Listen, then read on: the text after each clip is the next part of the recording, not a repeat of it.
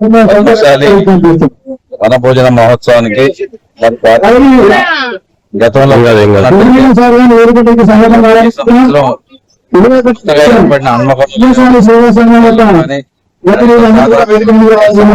నిర్వహిస్తా ఉన్నారు.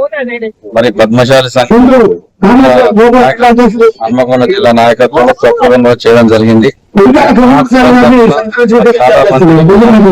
అక్కడ గాని హన్మకొండలో గాని ఆ జిల్లాలో గాని ఈ జిల్లాలో గాని పెద్ద ఎత్తున కూడా యువత మహిళలు ఎక్కువ సంఖ్యలో దంపతులు కుటుంబ సభ్యులు సమేతంగా మరి ఇక్కడికి రావడం జరిగింది.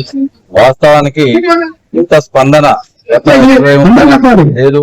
మరి ఇవాళ మరి వన మహోత్సవం సందర్భంగా అన్ని కులాలు, ఒక పద్మశాలి కులం అనే కాకుండా కులాలు కూడా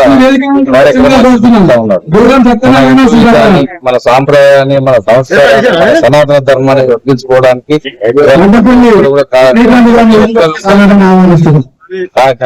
కంకణ బద్దులై ఇవాళ ఈ కార్యక్రమాలు అన్ని కులాలలో చాలా ఆనందంగా ఉంది. మరి రాబో రోజుల్లో కూడా ఇటువంటి కార్యక్రమాలు అందరూ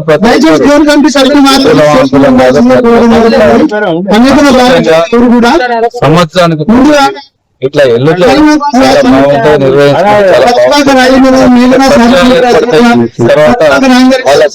సమస్యలు కూడా పలకరించుకోవడం మరి అన్ని విధాలుగా బాగుంటది. మా పద్మశాలి కులకు మరి ప్రధానమంత్రికి ఎన్నోసార్లు రిప్రజెంటేషన్ చెప్పడం జరిగింది. రాష్ట్ర ప్రభుత్వం అందించాల్సిన సంక్షేమ ఇప్పటి వరకు కూడా మరి అందలేదు. ముడి సరుకులు గాని జిఎస్టీ గాని పూర్తి స్థాయి తీసేయాలని చెప్పి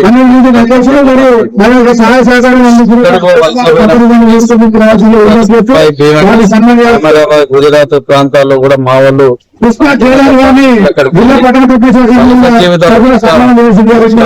కాబట్టి మరి రాష్ట్ర ప్రభుత్వం చొరవ తీసుకుని అక్కడ ఉన్న వాళ్ళని ఇక్కడ తీసుకొచ్చి, ఇంకో విషయం ఏంటంటే మనకు ఆల్రెడీ టెక్స్టైల్ ఇక్కడ ఏర్పడి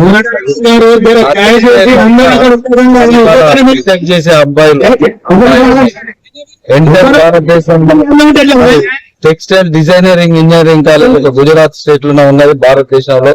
మరి ఇవాళ తెలంగాణ ప్రాంతంలో ఉన్నటువంటి, తెలంగాణ రాష్ట్రంలో ఉన్నటువంటి దక్షిణాదిన కూడా ఒక కాలేజీ లేదు. కాబట్టి పిల్లలు కూడా బీటెక్ చేసి ఒక సబ్జెక్ట్ వరంగల్ లో టెక్స్టైల్ పార్క్ ఇక్కడ ఉన్నది కాబట్టి మరి అందులో కేంద్ర మంత్రి కూడా ఇక్కడ నెలకొల్పాలని చెప్పి నేను కూడా పాపులేషన్ లో చూసుకున్నట్టయితే కూడా చాలా